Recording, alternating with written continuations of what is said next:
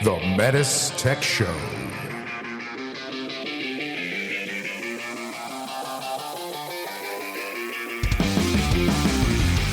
Welcome to the METUS Tech Show, a show for HVAC professionals by HVAC professionals.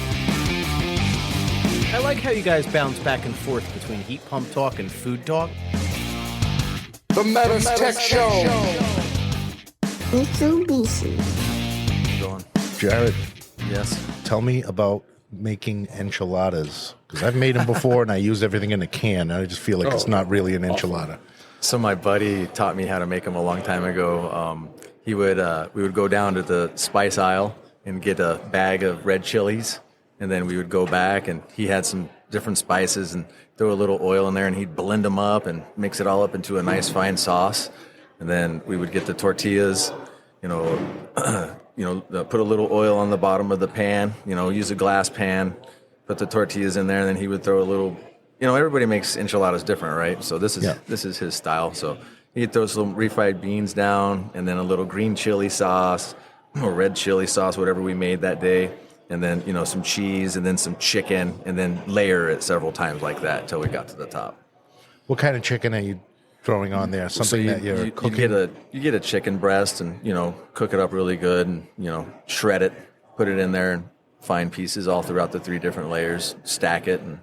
So you're not actually rolling the enchilada. You're just making like a lasagna type thing. Yep. Okay. Yeah, because the enchiladas that I've had are like all rolled up, and then the sauce goes on top, and from a distance, like Steve said, it looks like a lasagna, and then you got to just scoop each one out. Yeah, you got the cheese and the sauce and everything mixed on, just like a lasagna. Super. So good. the chilies that you're getting, are they dried chilies or? Yeah. Oh, okay.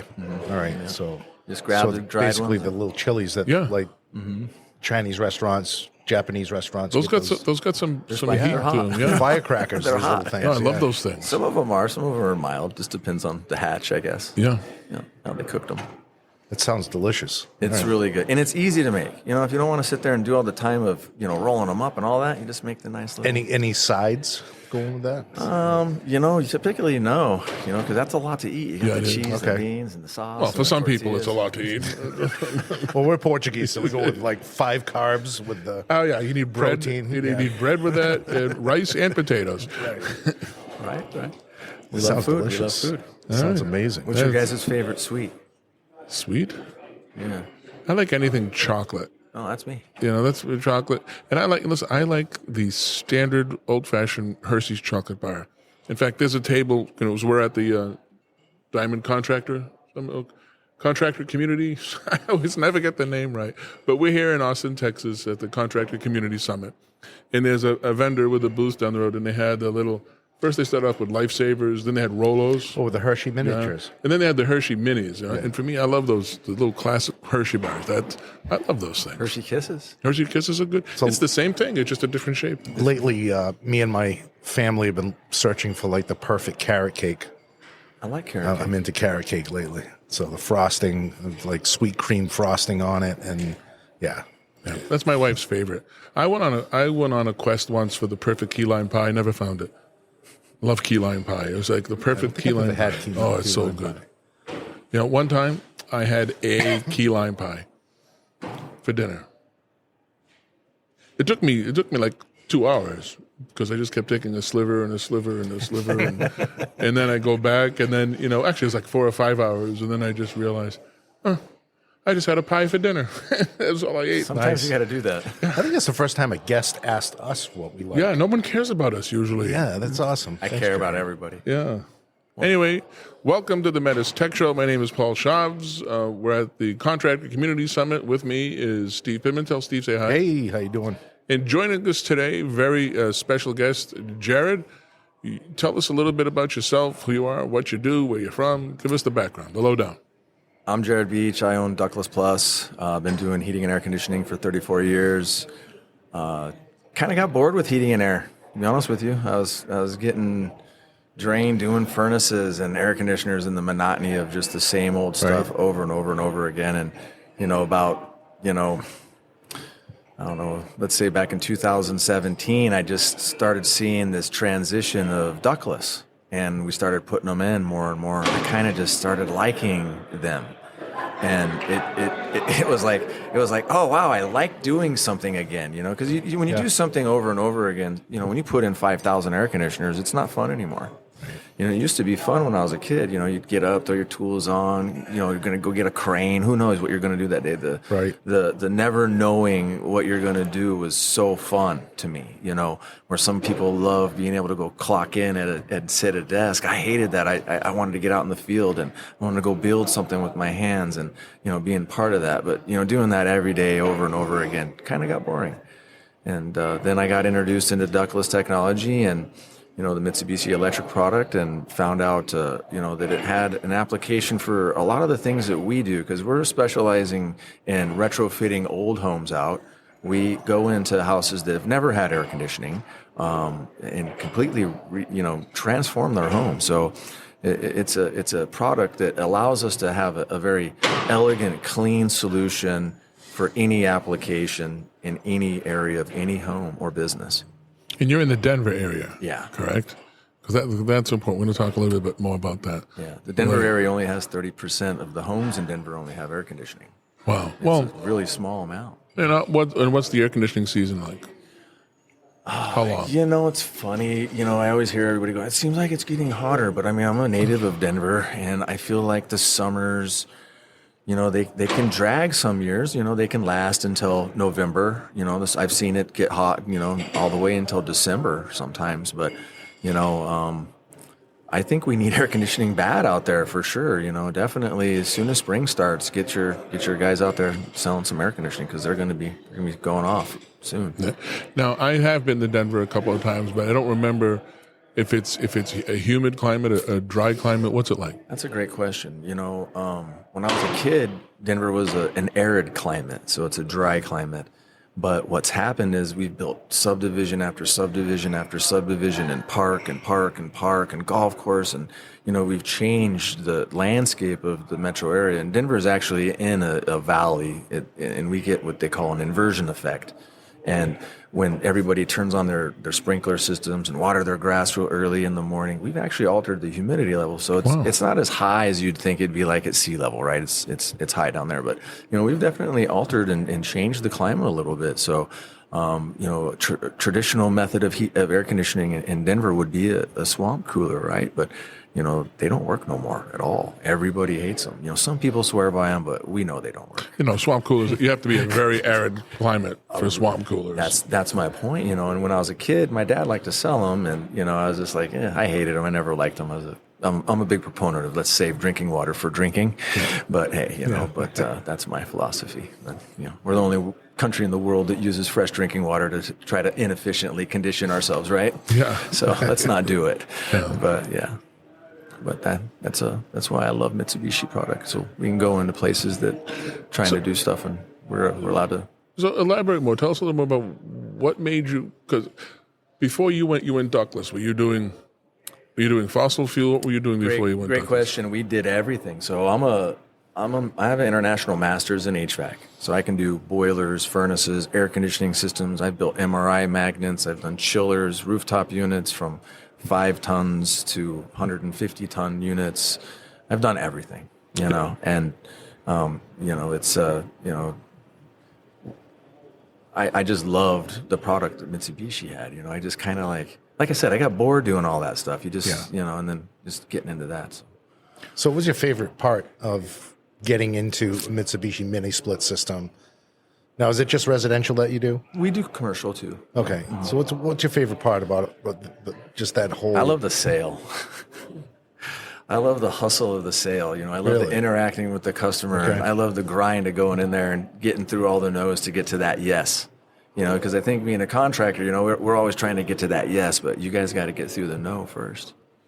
So I was going to ask you, I'll jump right into it. What are some of the struggles that you're seeing from where you're located with altitude installing one of the systems? What do you have to look at and take into consideration? So elevation's critical. So as long as you're verifying your elevation and you're sizing your equipment correctly, you're not going to have any struggles. And that's the beautiful thing about what Mitsubishi Electric offers with the DSB program. before you even sell it or offer a product to them, you've done your work, you've done your measurements, you verified your elevation, you've done your design properly, and you know it's going to work before you sell it, right? So, you have been given all the tools. Mitsubishi Electric's put all the effort into, giving the contractor the tool to supply the customer with the ability to get a system that's going to be able to, efficiently do their house and do it the right way the first time. So what are you seeing for D rates?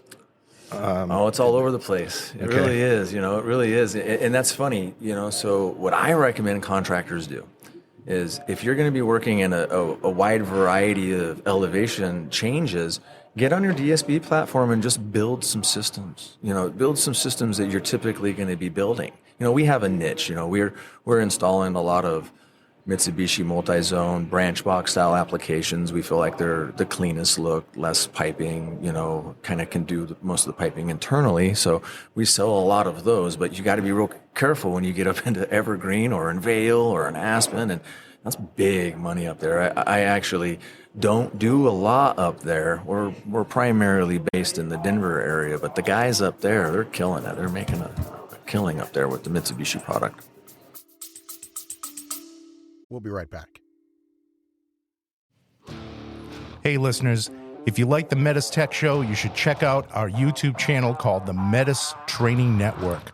That's METUS Training Network. Head on over to the METUS Training Network for tons of videos and programming made for HVAC professionals just like you.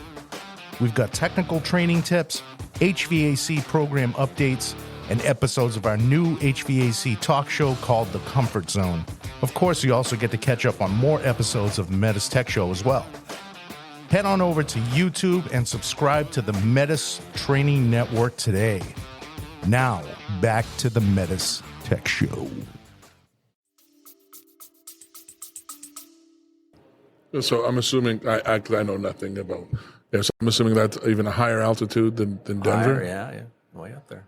Yeah, and so the higher you get, the more D rate. The more D rate, yeah. So sizing is going to be important. I mean, like I said, I've seen it go from 17% in the metro area, just in the 30-minute drive to Evergreen, go all the way to 33% D rate. Wow. Yeah, so, think about that. You're trying to sell a 3-ton to somebody.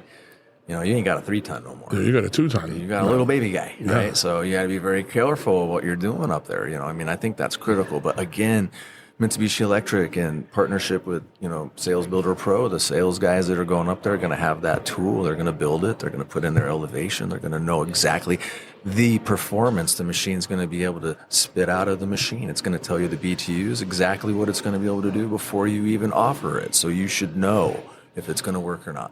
Don't be the old school guy and go, it's a 3-ton, it's going to work. That's not how it works now. We don't need to act like that no more. It's not like when I was a kid with my dad, he'd be like, hey, we're going to put in it's 500 square feet, whatever, we're going to do a 1.5 ton, it's just, you don't need to worry about that stuff so no more. So, use the tools that Mitsubishi Electric made for us contractors to, adequately take care of our customers, because at the end of the day, it's Mitsubishi Electric's name that we're representing, So you guys are giving us the tools to do our job right. We should be doing it and doing it right 100%.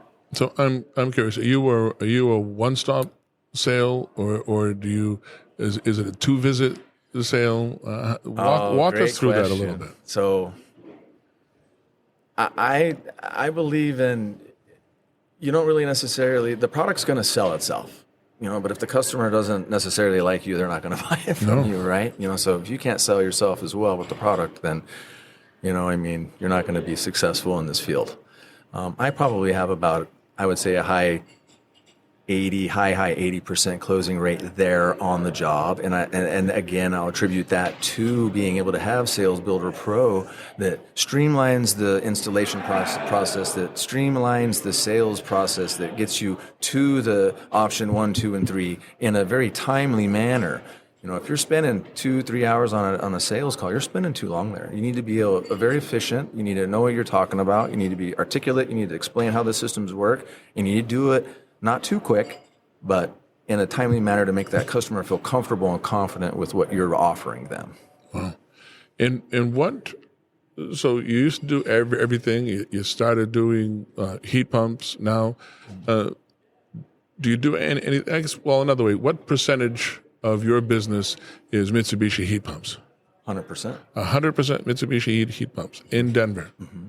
Wow, that's pretty amazing. With this, we're seeing a trend like this. At least I am. I'm noticing a trend. There's Scott Libby and Royal River that do this in Maine, 100% Mitsubishi, just heat pumps. They don't do anything else. There's you in Denver now, and I just found this out recently. Heather was talking to me and said, "Hey, you gotta have Jared on." I said, "This is great." And there's one in Michigan. There's one upstate New York. You'd expect the 100% heat pump in Orlando, Louisiana. Phoenix. Right. Like that. But it's Denver's a very green and energy kind of forward-thinking city. They want to eliminate natural gas. They want to see solar panels, and they want to see gardens on the rooftop units. If you're building a commercial building, you have to have one of the two. You have to have one. You have to have a garden. You have to have a garden on the roof, or you have to have X amount of square feet of solar. Yeah. Wow. Mm-hmm. Yeah.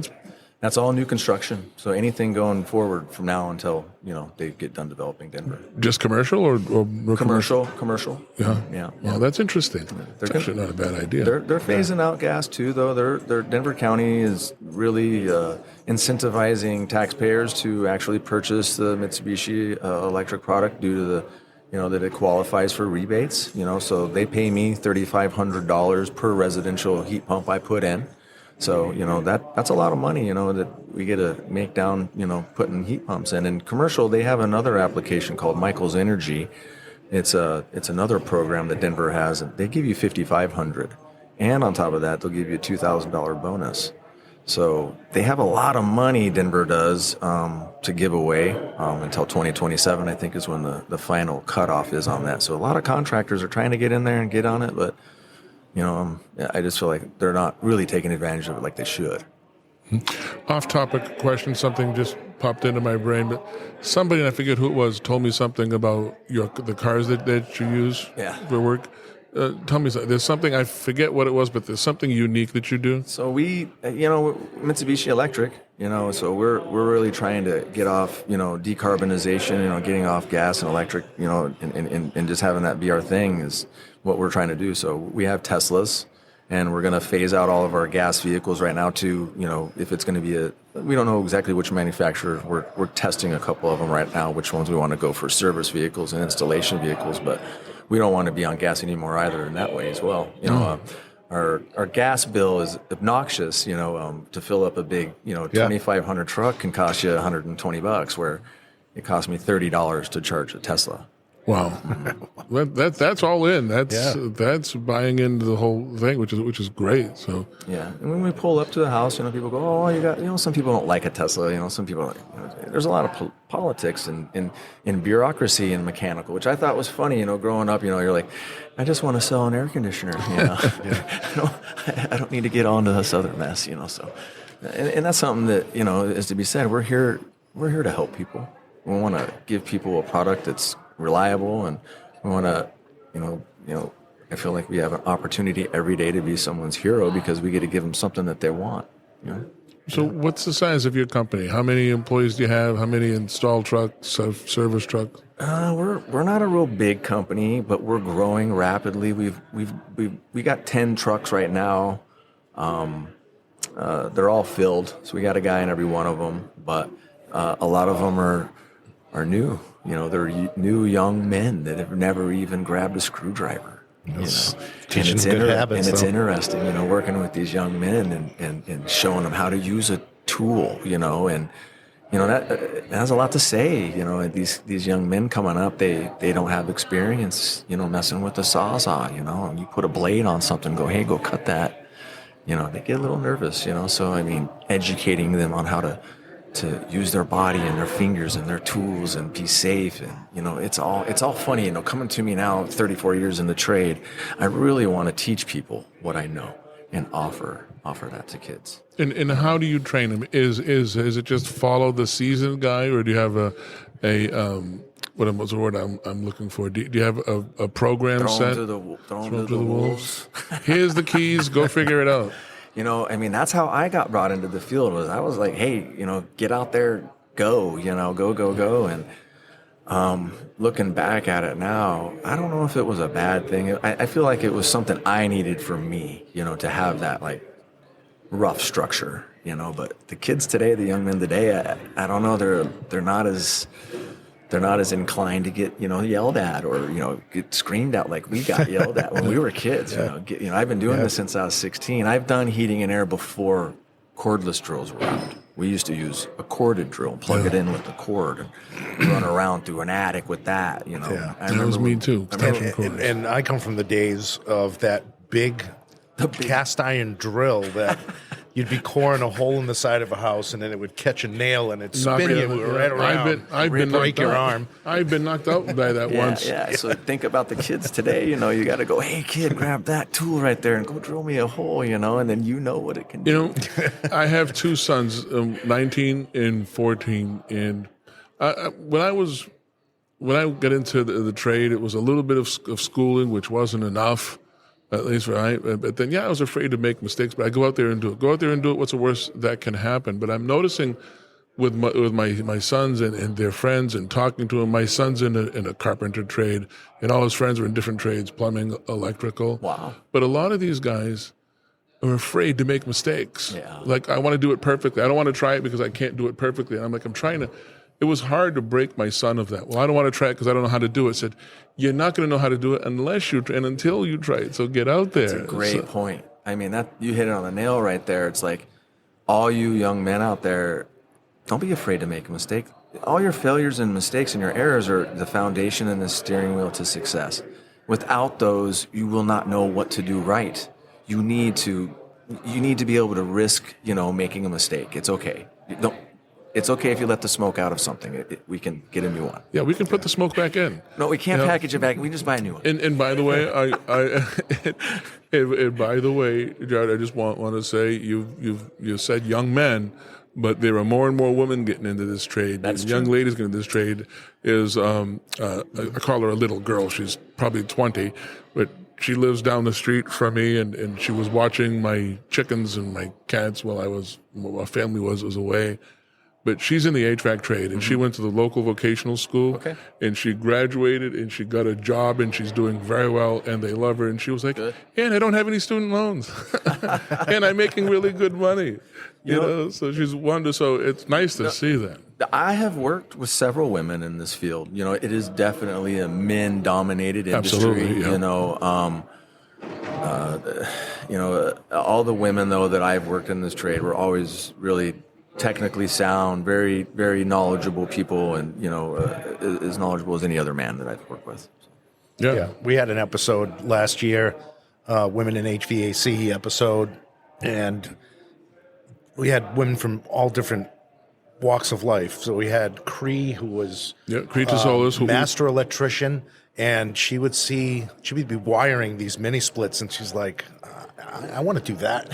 You know, there's money to be made. Yeah, and she now owns her own company. Yeah. And we had Kelsey, who now since I think she was on, she worked with somebody amazing. Now. She's, you know what? I've had her in my class. I haven't taught in a few years, but when I started before Steve came on board, I had this young lady in my class, and I'm going to say this. Sorry if you guys were in there with her, but she was the smartest tech in the class. Yeah, I mean, women are typically more organized than men.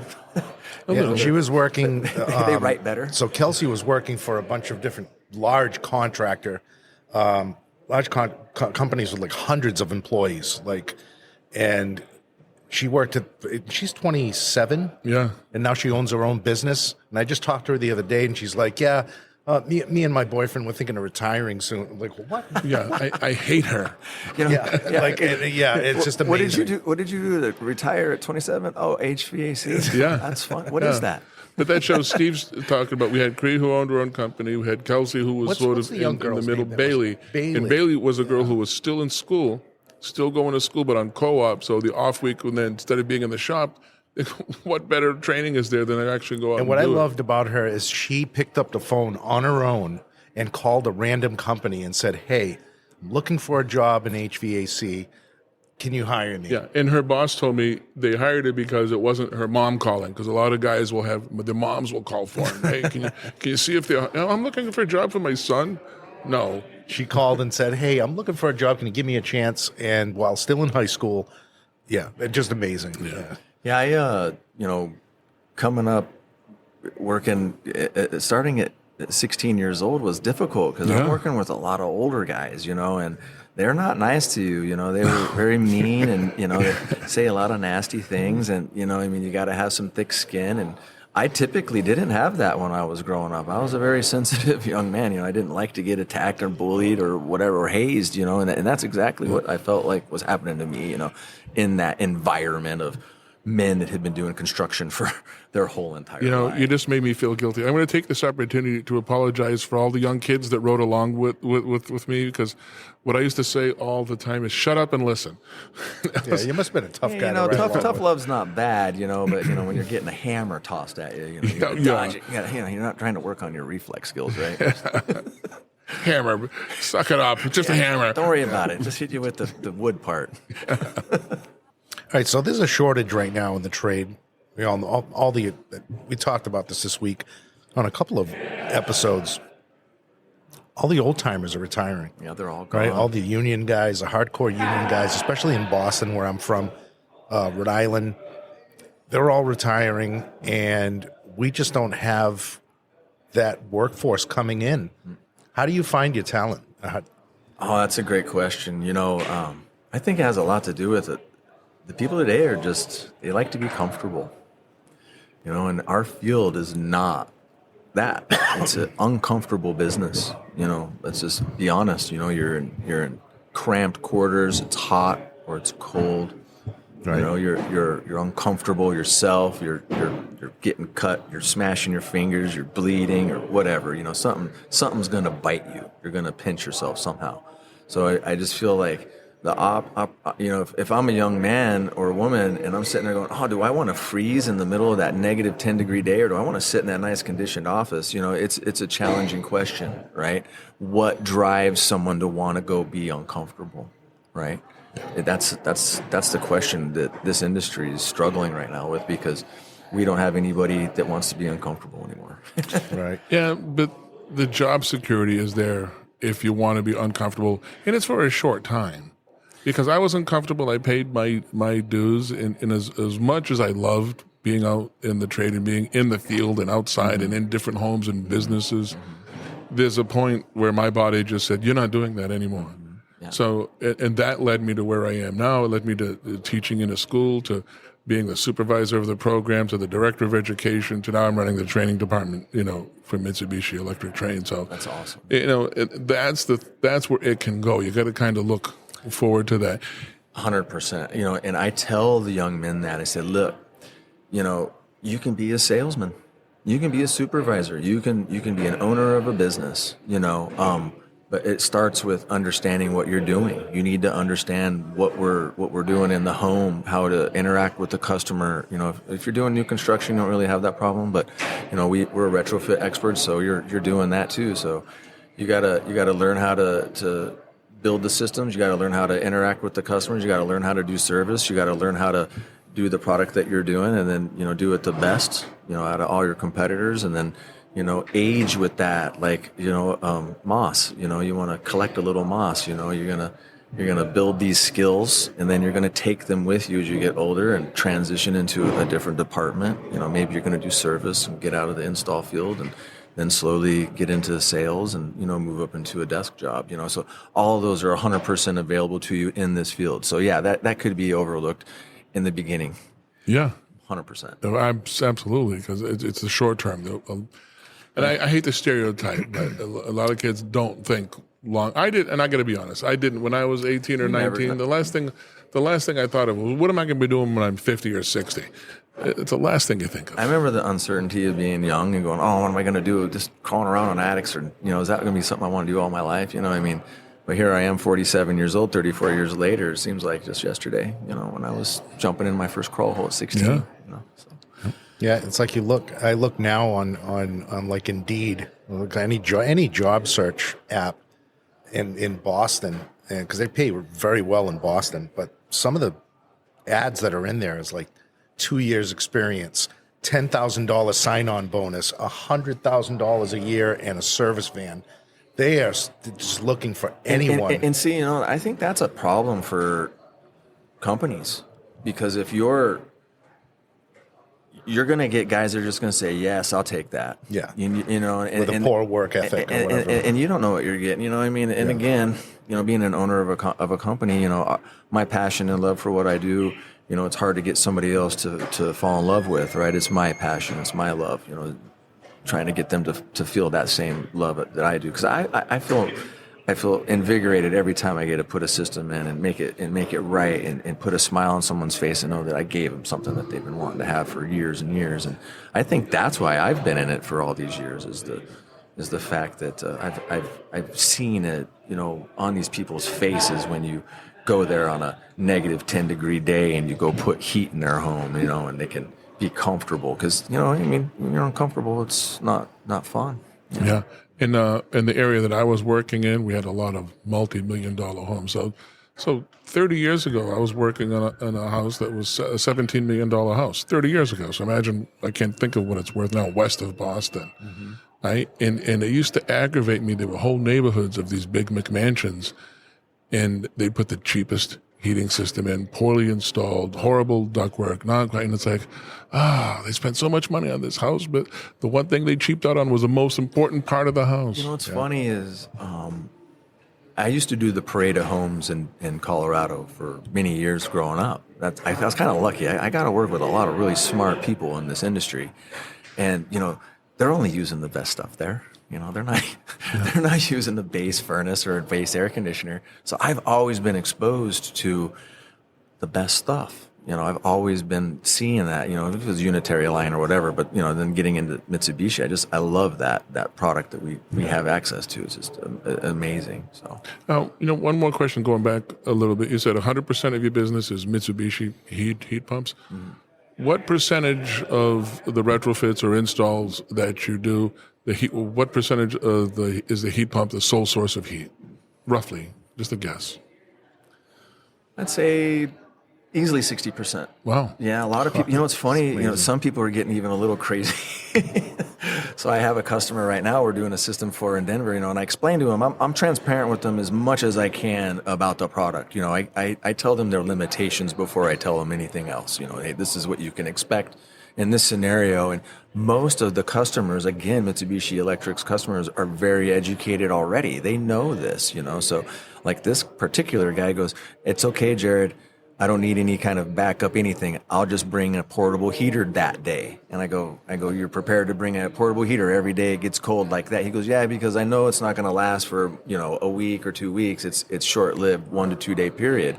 And I was like, wow. I was like, well, if you're willing to sacrifice that, and and the guy's he even wears like jackets and stuff. I'm not telling everybody to do that, at all. Mm-hmm. It's unusual, right? But there's people out there that do that. Yeah, I read an article, and I forget which trade magazine it was, and this may have been 7 or 8, even 10 years ago. It could have been yesterday for all I know. But they talked about the design days. We have to size for the design days, mm-hmm. and when I read this article, whenever it was, they said back then on average we have 7 design days a year. Funny, right? Yeah. The whole thing's only over a week. Yeah, we designed for 1 week a year, so that's that's pretty. It's pretty funny, yeah. You think about it. Yeah. Jared, you got a successful business. You've been doing it for a while, like you said, since you were 16. What advice do you have for the guy that's listening to us right now, who's in a van? He's listening to us. He said, "I'm in the mood for some enchiladas." Besides that, what kind of advice can you give him? I was just a guy in a truck for so long, and fighting over simple installations, furnaces and stuff like that, and again getting bored with the industry. And I was like, I could go out and give somebody a quote that 10 other people gave them an estimate on. I wanted to be more unique, and so learning how to do this product and learning how to do it as best I could was very important to me.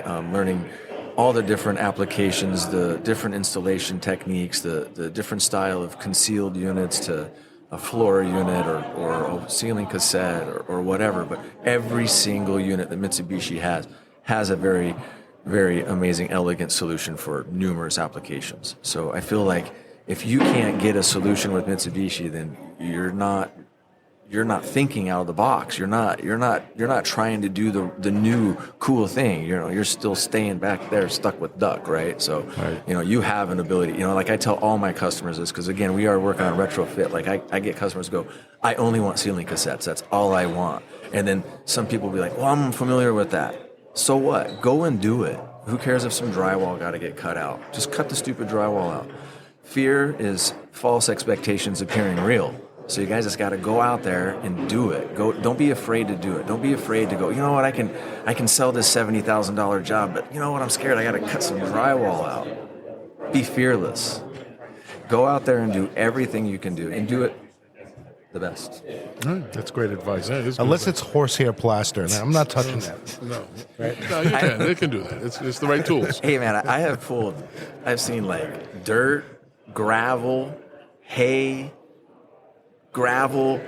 I mean, all kinds of weird insulation stuff. That they made, because we work on 120-year-old homes all the time. Yeah, That's it's all we scary. do. I'll tell you, when I first got into installation, I grabbed the Sawzall with a cord on it. How old I'm going back and starting to cut a hole in this for an 8x8 diffuser in the ceiling, and half the ceiling came down. Oh man, Terrible. That's the thing. We do mess with plaster a lot. So there's a trick to cutting plaster. Yeah, and I learned real quick, don't use a wood blade, use a metal cutting blade, and it does less damage. Yeah. Actually, there's a trick to it. You want to know the trick? Yeah. Yes. So my dad always told me, don't drag your tool on the drill. So a lot of guys, if you put a wood drill or wood blade in a Sawzall and you're cutting plaster out, they'll drag the blade down, slow the speed. You can't cut plaster like that. You have to cut it extremely fast. If the blade is slow, the tooth grabs more and pulls. But if it's really fast, it just goes buzz right through it. Yeah. So you get that baby really fast, and then you cut right through it like butter. All right, that's So a good tool. I use wood blades only. Metal blades don't last very long. No, they don't. And you know what's funny? One time. If you don't believe me, you can try this, but grab a wood blade and go cut a piece of gas pipe in half. You can cut it just as clean as you can with a piece of metal blade. I think I've had to before. I've had to do some weird stuff. I want to try, while we're talking about Sawzalls, my wife says I never listened to her, something like that, blah, blah, blah. And one time I was out, I forget what I was doing, but she was calling me and I was ignoring her, and I'm like, what does she want me to do now? But she got my attention. She goes, honey, where's the Sawzall? Like, that record scratch sound is like, I know the brakes are screeching in my head, alarms are going off. It goes, what? You can't use a Sawzall. No, you're not using it. Why not? No. What does she want to use it for? To cut off a padlock. Oh, God. Yeah, exactly. They wiggle around a lot. You got to have someone to hold it. Yeah. So anyway, so I just thought of that. She knew how to get my attention, I guess. Yeah. What's the worst tool that you guys have been hurt by? I want to know. Okay, so I had, like I said, it was that cast metal whole saw bit. whole hog. But this thing was from like 1930. Had the arm that came out this way, and then the arm over the top. Yes, but it was a piece of gas pipe that was threaded into the side. Of course it was. And I had one of those whole hog bits on it. And I'm not talking about a whole saw. Yeah. It was one of the ones The that auger stuff. Yes, Yeah. the auger. That's the word I was looking for. Yeah. And I'm cutting through the side of a house to put a line set through. And I don't know what I hit, but I was a pretzel by the time that thing spun around and slowed down. And everybody was afraid. I was deathly afraid of this tool. And I mean, even just the cord itself had cuts in it, and it was just pieces of wire hanging out. But yeah, that's probably the scariest tool that I've ever used. I was literally afraid of it. Mine's a cordless drill for some reason. They like bite me for some reason. Yeah. I had this, Cordless drills are getting pretty powerful. Oh man, they mess you up. I mentioned it earlier, but I had the similar experience with the whole hog where I know my face was right next to it. Yeah. I'm holding it up at my face, and it caught. And that thing came around and hit me on the chin. I was out cold. I wasn't joking. I was out cold. But the one tool I used to hate is, we used to hang the ductwork with this metal strapping. It would come in like 6-8 foot lengths. It's about a half inch, 3/4 of an inch wide. It's real thin. used to be the tool. A duct clamp. No, the punch it. Oh, To punch the hole in there. okay. And I always used to pinch my fingers in that every time I used it. It was so annoying. I used to dread using that tool. And even worse than drilling a hole in the side of a house from the outside was drilling a hole through a bay in between two joists with that same drill. Yeah. I can see the fear in your eyes right now as you're I can remember the gears inside this machine. the sparks When it- flying out of it. Crushed my fingers up against Oh, the yeah. side of the joist, and then it backed up. Yeah, it was like, and my boss would just sit in the background and just laugh at me. You just love that tool. That's how we have somebody gets hurt. Huh? That's funny. Buddy. Oh, yeah. Tools, Yeah. they can hurt you. Love it. Yeah, they can. Jared, this has been a pleasure. Thank you so much My for pleasure. Thank you, joining guys. us. Hope you enjoyed it as much as we did. And good luck to you, and have fun at the rest of the conference. I think we're winding thank down. you. Yeah. And hopefully we'll see you here next year. Yeah, well, I'm making a podcast room too, so you guys are gonna have to come down to mine on. Wow. Yeah, no, Nice. I've been in Excellent. Denver in a We'll while. fly I've you been out to- and we'll have a little. Yeah. We'll have a little dinner or something. We'll make Yeah, some yeah. enchiladas. Count us in. All right. So besides enchiladas, what's your next favorite thing to cook? Oh God, I like to make steaks. Oh, yeah. Grill Yeah, steaks. who I mean, doesn't, so I've been on this health diet thing. I lost 60 pounds in the last 5-6 Wow, months. good for Wow, you. good for you. Yeah. And I was a little out of shape there, and started eating more high quality proteins and fats, Yeah. and staying off the carbohydrates. But and I lost a ton of weight just doing that. So That's awesome. Eating steak, and I had no clue because I like meat, It's like, but just eating and then eating once a day. That's, one meal a day. I fast, yeah. So I'll fast from typically about. I'll give myself a 3-hour window of like 5 to 8 or 6 to 9 to eat, Wow. and you can eat whatever you want, and then you go to sleep. So you fast all day, and then you don't eat until that period again. And to be honest with you, you don't really get hungry. Yeah, I gave that a try, but then there's so much food everywhere. I remember coming home until this event happened, and we have like 4 meals a day. But I remember coming home from work one time when I worked at the school, and my wife put me on this diet. She said, "You got to try it is." I told her, "Hey, I turned down birthday cake, I turned down cookies, and every day I came home, I turned down this, I turned down that." She goes, "Do you hear yourself? Yeah. Look at what happened before you were turning this down. You were eating cake 3 times a day. You're eating a dozen cookies. You're eating a cupcake. I remember when I was pounding on the pounds, there was a couple of supply houses I made sure I visited every day so I could get some chocolate donuts. Yeah. So And so on Fridays, sometimes they get hot dogs and burgers or something. Yeah, you knew where to eat. Hey, I don't stop know. there and I think you're right. Our industry does kind of get you to the food. Yeah. I used to go to Costco. I didn't buy anything. I just went and sampled everything and then left. Any restaurant I've ever worked at, they've always given me free food. Yeah. I helped build most of the Whole Foods in Colorado. And it was funny. The original owner, John Mackey, he would let us have 2 weeks of free food. Wow. Yeah, anything you want, you can go in there and go, because they would do a soft start, so you can just go in there. we had an episode a while back where we talked about houses that you were working at and the customers fed you. Oh, all day. And they were all the very time. rare for us anyway. For me, it was a No, lot. they just didn't like you. Probably. Yeah, I guess. Well, remember, if they want to feed you, they like you. If they don't feed you, But the thing is, I was skinny when I was in a truck. because you were working. I used to eat all the time. My son comes home. I mentioned this the other day. He's 19. He comes home, and he asked me to I forget what. I want to say it was the Mississippi pot roast in the crock pot. He asked me to make that, and he comes home with a steak and cheese sub. I go, "Tom, you told me to make a pot roast, and I did. What are you bringing home? Oh, I'm going to eat that too."